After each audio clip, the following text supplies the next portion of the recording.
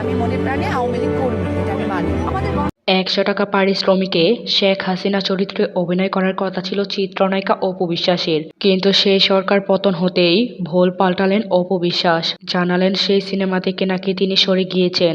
চলতি বছরের জানুয়ারি মাসের কথা, শেখ রাসেলের আর্তনাদ নামের একটি ছবিতে চুক্তিবদ্ধ হয়েছিলেন ঢাকাই ছবির নায়িকা অপু বিশ্বাস।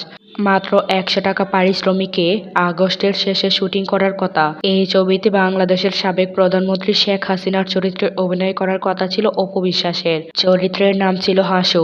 সে সময় ছবির পরিচালক সালমান হায়দার বলেছিলেন, এই চরিত্রে অভিনয়ের জন্য অপু বিশ্বাস কোনো পারিশ্রমিক নিতে চাননি, নামমাত্র 100 টাকা দিয়ে তাকে সিনেমায় চুক্তি করেছি। আর অপু বিশ্বাসও বলেছিলেন, সিনেমাটির গল্প শুনে এক বাক্যে রাজি হয়ে যায়। ঐতিহাসিক এই সিনেমার অংশ হতে পেরে ভালো লাগছে।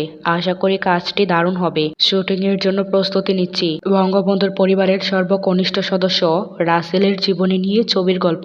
এখন দেশের পথ ভূমি পাল্টেছে, সরকার পতন হয়েছে। ছবির কি হবে, ছবিটি আদৌ নির্মাণ হবে কিনা জানতে শনিবার বিকেলে প্রথম আলো থেকে অপু বিশ্বাসের সঙ্গে যোগাযোগ করা হলে তিনি জানান, অনেক আগেই ছবিটি থেকে সরে এসেছেন। এই ব্যাপারে কিছু জানেন না তিনি। তবে কি সরকার পতন হতেই ভুল পাল্টালেন অপু বিশ্বাস? কেন সরে এলেন? এমন প্রশ্নে অপু বিশ্বাস বলেন, চুক্তি হওয়ার 1 মাসের মাথায় অর্থাৎ ফেব্রুয়ারি মাসে কাজটি না করার কথা ছবির প্রযোজক ও পরিচালককে জানিয়ে দিয়েছিলাম, কিন্তু ওই সময় গণমাধ্যমে খবরটি বের হয়নি। হলে হয়তো আরো আগেই আপনারা জানতে পারতেন। এই অভিনেত্রীর বক্তব্য, চুক্তির পর কিছুদিনের মাথায় দেখলাম পরিচালকের কথা ও কাজের মিল নেই, তখনই ছবিটি থেকে সরে আসার সিদ্ধান্ত নেই। সত্যি কথা বলতে কাজটি নিয়ে তাদের কমিটমেন্ট ঠিক ছিল না। যাই হোক, কমিটমেন্ট থাকতে হবে, তা না হলে একটা ভালো কাজ তৈরি হবে না।